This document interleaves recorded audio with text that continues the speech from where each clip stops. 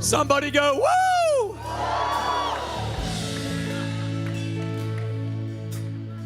Somebody go, woo!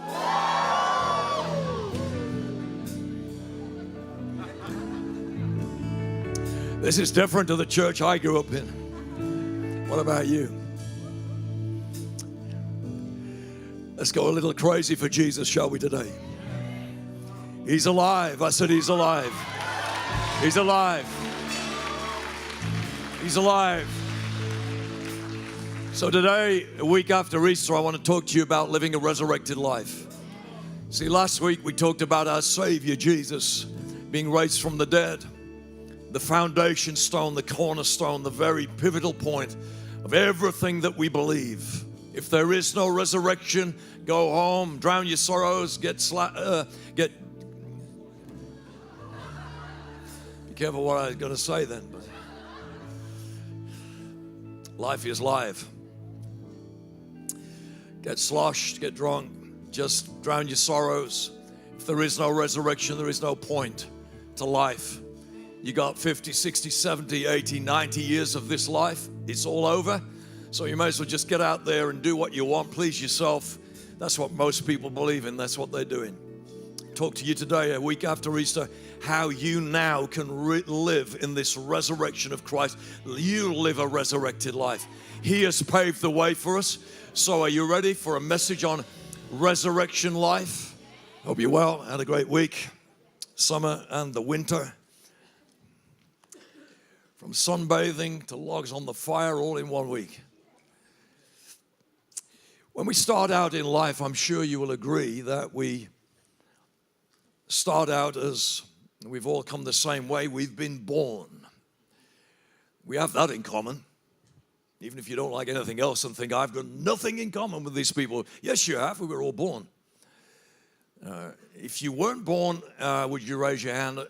Yes, a few aliens here this morning. One of the things about being born is that we were born in very, very different circumstances. Agreed? Every single one of us was born into different circumstances. Those circumstances affect the way we live our lives now. Agreed? Things like affirmation as a child. You're doing so well. Makes a huge difference. Affirmation. What about affection? Affection, I love you. Makes a huge difference. What about attention? I'm here for you. Makes a huge difference. Those three elements of life can change the way that your life evolves. Can change the way that you think as an adult. Can change the way that you feel about yourself. If you were never affirmed, you can feel lost today. In amongst a group of people, you can feel alone, lonely. If you were never told, you're brilliant, you're great. Maybe you knew your mom, but she never felt she could look you in the eyes and say, I love you. Maybe you never had a dad that was around to affirm you and say, hey, you're brilliant. Nobody ever took you out and told you, wow, you're amazing. Maybe you've never had any of those things, and so you're going to be at a loss this morning. So even though you were born, you've been shaped. A bit like the biscuit factory that excludes from going onto the shelf everything that was misshapen, everything that was a misfit, a misshape, broken. So everybody else that was the perfect shape, they got packed up in a beautiful colored packet and sealed with a date on and the price. They got put in the back of a lorry and sent down the motorway to one of your favorite stores. Beautifully portioned bourbon biscuits, rich tea, ideal for dunking your favorite malted milk, whatever your biscuit may be, Jammy Dodger. And everyone that got picked for being the right shape and the right size, they got packed up And as you're walking through your supermarket, you'll find them glistening on the top shelf. You have to pay the right price. You put them in your trolley, take them home. Oh, and your belly's ready. You just want to eat one or two or the whole packet. How many of you intended to just eat two? And then it ended in 2 packets. But then there's the others, the misshapes. They never made it into a nice packet. They got thrown into a see-through polythene bag, stuck with a NAF stamp on that said broken, misshapes. They got sent out and you buy them at somebody's car boot sale. 75% off because they ain't the right shape. They get taken to places, Dudley Market. You can go and buy misshaped biscuits or have a couple of bags of them. It doesn't matter. But the announcement on the back says it all. Broken, misshaped biscuits. There are people who buy them, but the average person wants to buy the real thing. Maybe you buy them for your dog or your granny. Oh, them will do. She only dips them in her tea anyway and loses half because she's too slow getting them out. Ever played that game?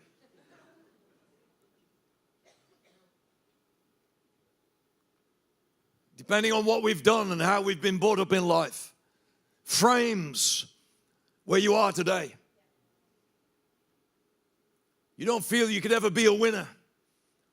Don't be an influencer. You can't be one. You've told yourself.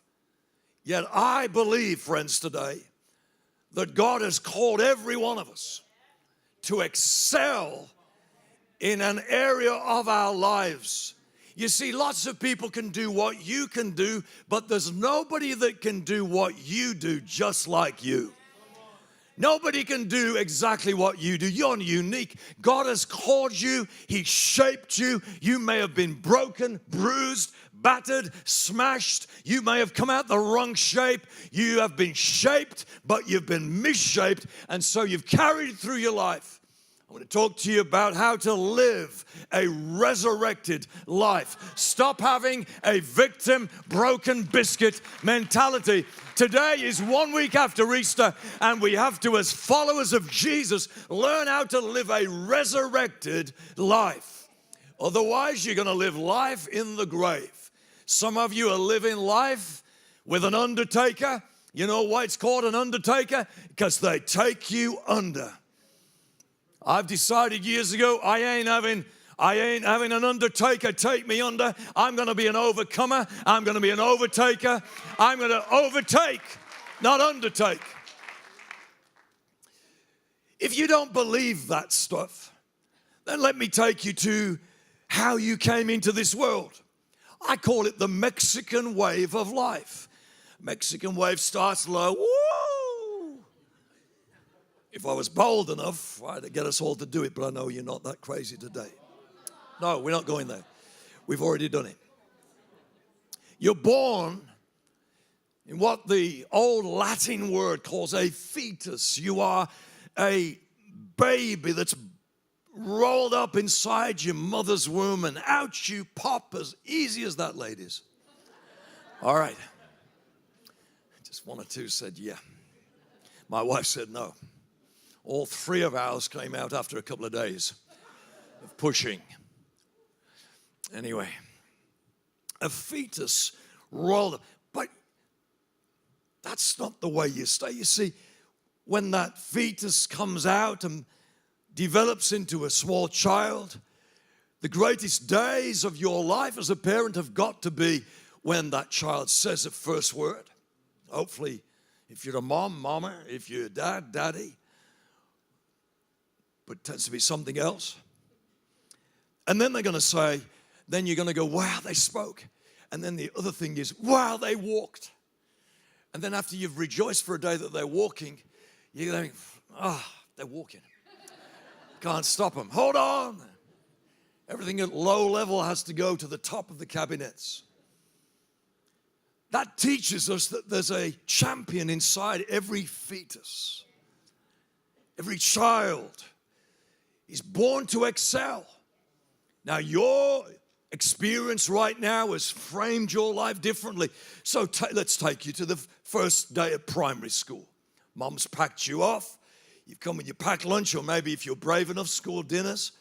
And you've got your satchel and your uniform, and Mom waves you off, pretending to smile. Oh, this is the happiest day of my life. And then goes home and cries all morning. Oh, I'm so lonely.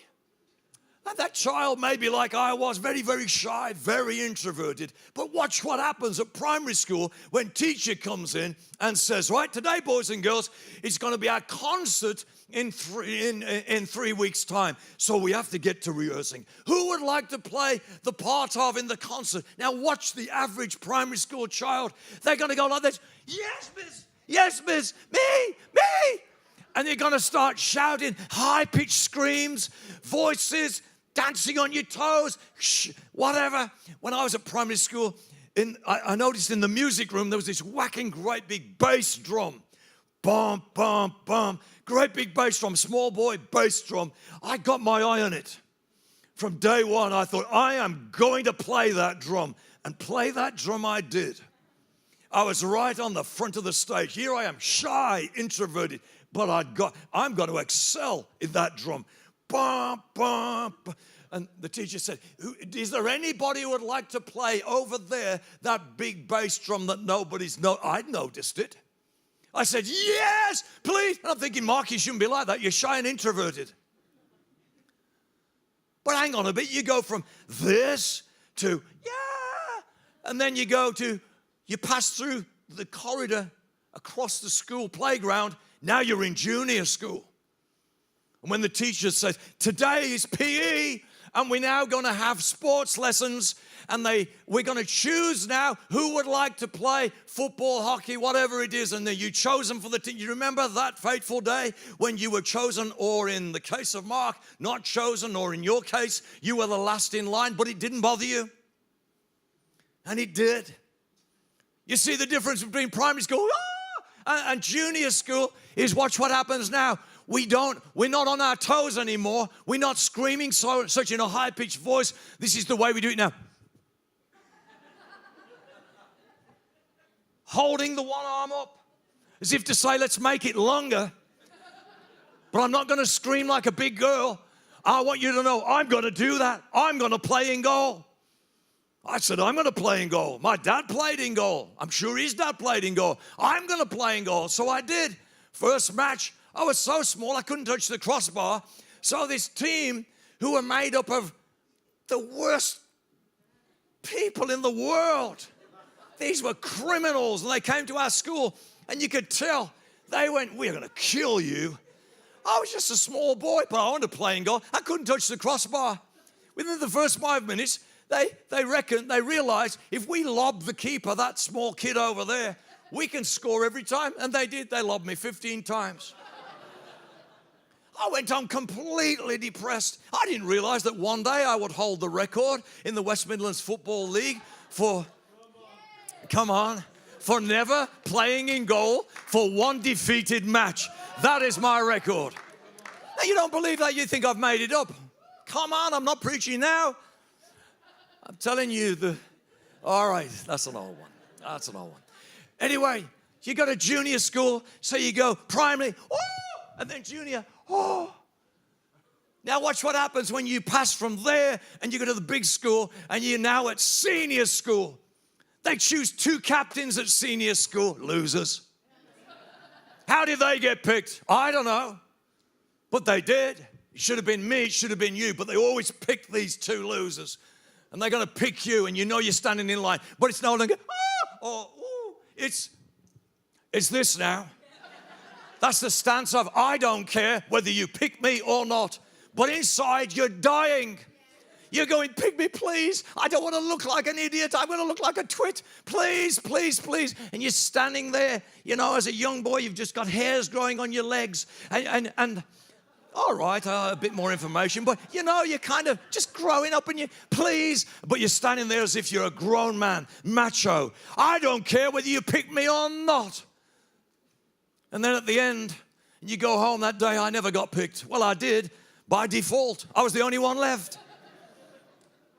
the only one left. And so we go from, woo, woo, and then like this. And before we know it, we've started to grow up into a proper person. As if we weren't proper before. And the Mexican wave of life, we end up curling up into a fetus again. And friends, you can have a top job in a top company, drive a top car, live in a top house, or you can drive a crummy car and not have such a good job or such a good car. It's irrelevant. Because the fetal position of life tells you, you will never be a winner. Nobody's ever chosen you. You are a no good for nothing so-and-so. Nobody likes you. Nobody picked you. So you curl yourself back up in a ball and you become a grown adult, young adult, and you even go to your grave in the fetal position and nobody knows. But you look through the eyes, not of, whoa, ooh, oh, that, but through the eyes of, I am just no good. So today I want to talk to you in the next 16 minutes about how to live a resurrected life. That's fairly easy in 16 minutes. And I want to talk to you today about how last week we celebrated the resurrection of Jesus our Savior. Today is to be a resurrection of you. Today's all about Jesus. Church is always all about Jesus. We see lots of things in church, but it always should be about Jesus. So I want to take you to the passage in 1 Corinthians chapter 1, 26. This means so much to me, and I hope it means a lot to you. Brothers and sisters, think of what you were. Go on. Think of what you were when you were called. Think of what you were. Not many of you were wise by human standards. Anybody there? Not many of you were influential. Well, that was me. Not many of you, well, that's all of us, I guess, because we're from the West Midlands, were of noble birth. Anybody born in Dudley Castle or anybody? The Castle grounds even? But God, say but God. Thank God for the but Gods of the Bible. But God chose, ready, the foolish things of this world to shame the wise. God chose the weak things. The guy that didn't get chosen for the football team, the Billy No-Mates, the girl that never anybody picked. You couldn't get a date. Nobody wanted you. Everybody thought you were ugly. You were undateable. And God says, hey, I choose you. The weak things of this world. And I'll tell you what I'm going to do with your life. I am going to shame the mighty. Don't be surprised if you feel weak that your life is going to unfold today in these next 15 minutes and you're going to open like a beautiful flower and you are going to shame the mighty. Why? God chose the lowly of this world, the despised, those who think themselves ugly, those who were at school. I had two people at my primary school. Maybe I was in junior. I remember lying on the school field and being held down by two guys. I didn't even know who they were. And they said, we've noticed you don't use bad language. We've noticed that you only speak nice words until you start swearing. We are going to beat the living daylights out of you. And they held me down on the field. Biff, pow, thwack. And the things that are not. How many of you today, without showing your hands, feel I'm a not? I'm a not. That's who I am. I'm not. To nullify, to bring to nothing those that are. Don't be surprised today when God grabs your life in these next 14 minutes so that nobody may boast with him. You see, the reason God chooses the nots and the maybes and those who've never done anything and those who've never got chosen, those who've never made much with their lives. God said, you'll do because you are the person who will boast about me, not about your own physical strength. It is because of him, it says, that you are in Jesus Christ, who has become for us The wisdom from God. That is our righteousness, right standing with God, holiness, being holy before God, and redemption, our salvation from God. Therefore, as it is written, let him who boasts, boast in the Lord. So let me say to every weak person, to every person that's never been chosen, to every person that never feels called, for every person that never feels qualified, that every person who feels down on yourself, for every person that's gone through the full regime of the Mexican wave of life, and you started there and you feel as if you're just curled up again in a fetal ball and you'll never make anything with your life. And today, God wants to take you, the foolish things, the despised things, the have-nots and the never will be's, and he wants to say to you, take heart, friends, because today is Resurrection Sunday. This is how to live a resurrected life. There's two guys in the Bible, Peter. Peter's real name was not Peter, it was Simon. It wasn't Peter. Simon was a very flimsy name in those days, Simon. His second name was Peter. He was referred in the early writings of the New Testament to Simon or Simon Peter, never Peter. And Simon Peter was a fisherman, and Jesus called him. He immediately responded. But up until that point, and even just before the cross, as Jesus went to be tried on trial, just before the cross, Peter, the close friend of Jesus, known as Simon, betrayed him, as we know. He showed himself to have a flawed character. He was a weak person, despised. He was in fits of rage, denial, couldn't help himself. Opened his mouth before he put his brain in gear all of the time. And here he is, flying off the handle. Denied. Didn't get close to Jesus. But we'll have a go to this. Matthew chapter 16, verse 18. Jesus is speaking to Peter before that happened, before he made anything with his life. And even when Jesus spoke to him, he still made a mess of it. And Jesus said, and I tell you that you are Peter.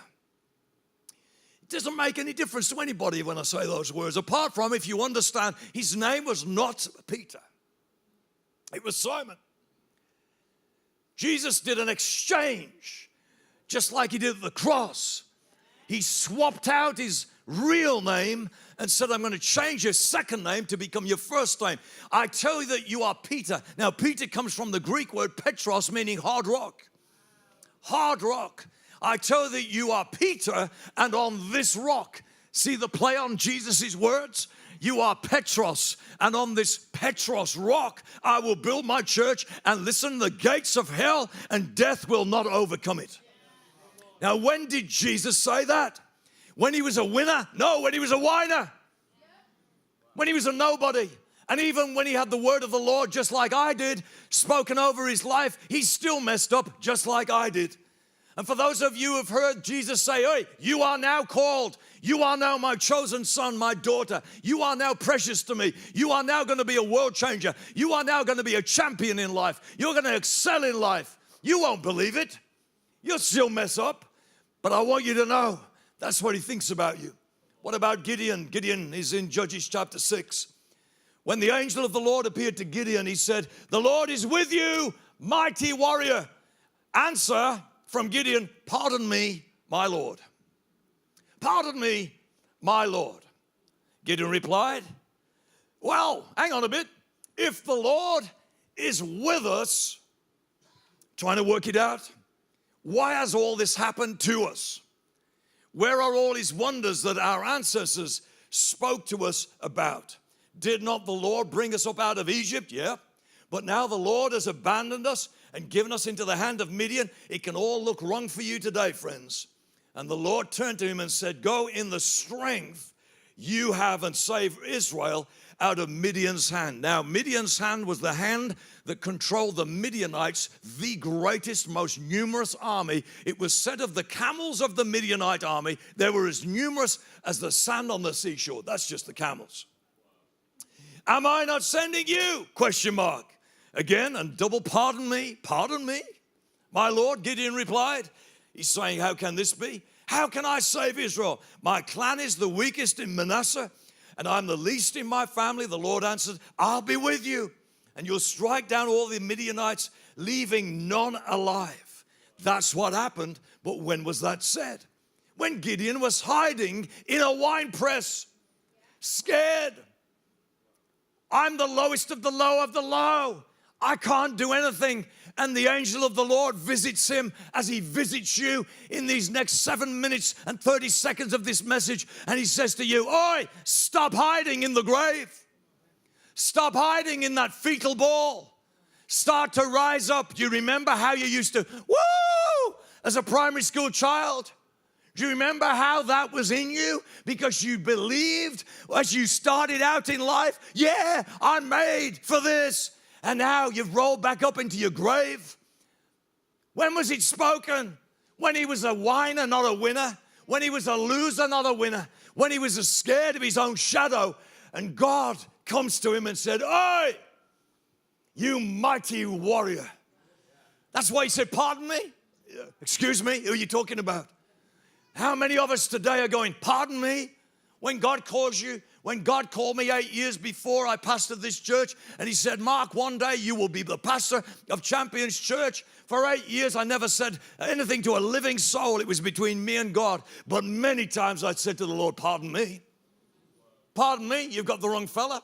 I must have been hearing somebody else's news or prophecy. He came my way, but it was for the other guy. Listen, friends, when God gets a hold of you, you can be treading grapes, treading stuff. You can be in the muck and the mire, hiding away because you feel useless. You were never chosen. But God wants you to know today. Is anybody out there that you are chosen? You are chosen. There are 4 things that I want to bring to your attention today. That I believe these 4 things are the things that make the spirit of a champion. I would love to think that everybody in Champions Church carries the spirit of a champion. I don't mean you feel a champion, but I want you to catch the spirit of what a champion is. So today I'm going to give you 4 things how to live a resurrected life, living a resurrected life. Is that okay? Numbers chapter 13, verse 1, the Lord said to Moses, send some men to explore the land of Canaan, which I am giving to the Israelites. From each ancestral tribe, send one of its leaders. Many of you will know this story. For those of you who don't, let's all bring everybody up to speed. There were 12 tribes in Israel. And God asked Moses, I want you to choose one man from each of the 12 tribes.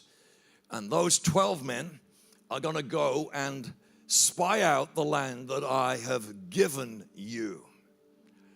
Very important in life to know that God has given you, every single one of you, an amazing land, an amazing destiny, a goal, a dream. It's locked up inside of you. But just because he's given doesn't mean to say you're going to possess it. You have to possess what he has already given to you. So they choose 12 men. And these 12 men go all the way over to Canaan. They sneak about the place. And they go incognito and they have a look around. And they go, wow, wow, wow, wow. It says they saw men carrying bunches of grapes on poles. Between the 2 of them on their shoulders. It lists pomegranates, garlic. I mean, if you couldn't see them, you could smell them. Leeks, onions, everything was supersized. Without this sounding corny, and it will sound corny to some, God today wants to supersize your existence right now and turn it into a destiny. So these 12 guys get sent out. 10 of them, which I calculate to be about 83% of the people coming back, said, yes, it is right. But however, there are giants. We can't do this. Count me out. Isn't it interesting if I listed the names, which are listed, of the 10 whiners? you wouldn't even recognize their names because they were no-shows. They went in, they came out, and they said, we can't do it, we're off. I'm going to ask you a question. Do you want to be a nameless, faceless no-show in life? Do you want to be one of the 10 that come back and never make anything of your life because you're a whiner, or do you want to be a winner? The question is, whiner or winner? Whiner or winner? Are you going to come back like the two winners? We decided to name our two lads after the two winners because we wanted to raise up a new generation of winners. We didn't just randomly look through a baby book, although maybe we did, but we just liked the names Joshua and Caleb. And that was the names of the two winners. Out of 12, 10 walked away and said, we can't do this. But the one name was Hoshea, and they renamed him, the Bible says, from the Hebrew, and they renamed him into Joshua. And Joshua means our Redeemer, or Jehovah lives, or we could say Jesus lives. Now that would preach, wouldn't it? I could preach about Jesus lives, and if you will be the winner in life, Jesus will live through you. But I'm not going to do that because that would be too easy. Because there was another fella, and today it's Caleb's turn. And you know our son is named Caleb. It just happens to be his birthday today, so I thought I'd preach on his birthday. Great. 22 today. Wow. Caleb, I've already had a word with him because I said, Caleb, you know, I understand when your dad's speaking today, just don't take offense. But the truth is, when mom and dad named Caleb, I don't mean myself and my wife. I mean Caleb here in the mom and dad Bible. They named him Caleb. And when you named a child then, it wasn't because you fancied the name, because you had to name him what represented the child. And Caleb means dog. Muriel, what shall we call him? Dog. Just imagine first day of primary school. Teacher calls out names on the register. Present, Miss John. Present, George. Present, Robert. Cynthia, present. Dog, present. Just imagine how that framed your life.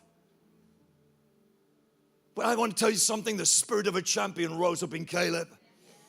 I said the spirit of a champion rose up in Caleb. And you know something? If you're going to be a dog, be a top dog. Not a hot dog, a top dog. Get your teeth out, bite somebody's leg for Jesus. Go on, pee up somebody if you need to. Yes, I really did say that. I really did. I don't know why. Some of you, Chihuahua for Jesus. Little sausage dog. Nip, nip, nip, nip, nip, nip. Oh, stop it. Be a Rottweiler, somebody today. Be a Doberman. Come on, who let the dogs out in Champions today? The church is famous for yap, yap, yap, yap, yap, yap, yap, nitpicking, yappity, yappity, yap. And people go, oh, I don't want to be one of them yappity, yap dogs. Be a Doberman tomorrow. Go to work and bite somebody. Be a top dog. If you're going to be a dog, get on Crufts and be the winner. Friends, and there are 4 things before I get too carried away and get into trouble. In minus 58 seconds. Number 1, he excelled in his tribe. If you're going to live a resurrected life, you have to excel in your tribe. There were 74,600 men in the tribe of Judah. Each tribe chose the best guy. And in his tribe, the tribe of Judah, they said, Caleb, the dog. You. Me? Yeah, you. You're the best guy. If you're going to be a winner, not a whiner, you have to excel in your tribe. Excel in our church. Excel in your house. Excel in your city. Excel in your office. Excel. It only needs 3% Christian presence, we are told, to turn a city around. 3% presence in your office to turn the office around. This town has 15,000 people in it, where this church is. And we had 1,560 people in church last Sunday. That's not 3, that's 10% of the town. Just imagine, come on, what we can do. What we can do. He excelled in his own town. He excelled in his own tribe. Number 2, he followed through on what was asked of him. He showed up on time. He showed up with the right attitude. He went into the right place. He came back with the right report. You know, I'm tired of hearing people who are so persecuted in this persecuted country for Jesus, who keep telling me, Pastor Mark, I'm persecuted for Jesus in my office. I look and go, no, you're not. You're persecuted simply for one reason. It's because you're late. You're lazy. You're a layabout. You're looking more on Instagram than you are at your computer screen getting sales. Oh, I don't like you saying that. Well, it's the truth. And by the way, let me just say this. If you are spending more time looking at your screen than you are spending looking into people's eyes, you have a problem. And today it can be solved right now. Stop the Facebook, start looking into people's face. Number 3, he was not afraid to stand against popular opinion. In Numbers chapter 13, then Moses gave this account. We went, and rather they gave Moses this account. We went into the land which you sent us to, and it does flow with milk and honey. Here is its fruit. But the people there who live there are powerful, and the cities are fortified and very, very large. We even saw the descendants of Anak there. The Amalekites live in the Negev, the Hittites, the Jebusites, the Amorites, the Perizzites, and the Phlebites, and all those ites live there in the hill country. And the Canaanites live there near the sea along the Jordan. All of those people live there. Then Caleb silenced the people. Oi! Whiners! Shut up! We should go up and take possession of the land, for we can certainly do it. If you're going to live a resurrected life, you have to make sure you're not afraid to stand against popular opinion. We have people say, you'll never build that church. It's been too long. You'll never do it. You haven't got what it takes. You'll never do anything. You'll never be able to do it. Friends, stop whining. Stop listening to people. Stand against popular opinion. Number 4, he was a man of a different spirit. Shall we all stand together this morning, please? That will help us to come into land. He was a man of a different spirit. Numbers chapter 14, look at the screen. Not one of them, God said, will ever see the promised land. No one who has treated me with contempt will ever see it. You ready for this? But because my servant, Caleb, the dog, has a different spirit, a champion spirit, a resurrected spirit, he follows me wholeheartedly. I will bring him into the land. And he went to it, and his descendants will inherit it. Some of you are moaning and grouchy and complaining. Well, it's all right for them, and they get it, and I don't. Hey, every single one of you, no matter where you are on the Mexican wave of life, it is up to you to take the promises of God and make them real for you today. Is anybody there? Let me ask you this question. If Caleb had a different spirit, what was that spirit? It was that spirit, friends, of a champion. It was the spirit that said, oi. And you know something, with one last word? Caleb, I think here's the key. He didn't look at the fruit and go, oh, I'm going there for the fruit. Oh, I'm going to go there because, wow, me and my family are going to be so blessed living there. He never said, I'm going there for the fruit. He went for the battle. He went for what he was going to get for everybody else.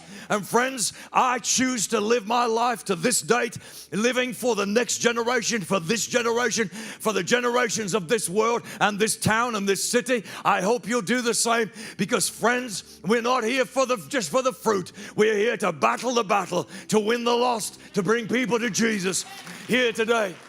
Think about this. Gideon won a battle against the greatest army in the earth. Peter became the bedrock of the New Testament church. What are you going to become? But rolled up, stuck in your grave, you become nobody.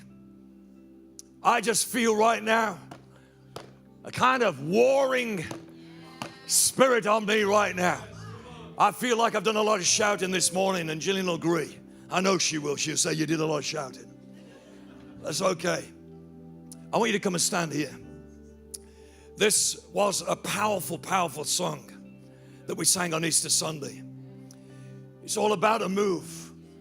It says we need a move. We need a move. You say, what kind of a move do we need? Well, we can talk about a move of God, but you know what we need is a move of people. We need a move of God on people. And that move of God on people is here right now. It is present in this service. So I'm going to ask you, unfasten your seatbelt, because it's your day. It's your time. Oh, here you are, just lost in your own little world, wrapped up in yourself, making a very small parcel. And God said, when are you gonna, come out and serve this generation with all that you have, friends? I'm believing right now that there's gonna be dozens of people who are gonna leave their seats. And as Esther sings this song, let's get ready. I'm gonna just ask you to fill this aisle. We got a few minutes, haven't we? Just yes, no, yes. And we're just gonna, Esther, I want you to sing it, and I want you to sing it over us, over the people. I want you to do something right now. If God is speaking to you, I know He is. Jump outside of yourself. He's chosen you to confound the mighty. It's there for you. But are you going to take it? Today is the day to take it.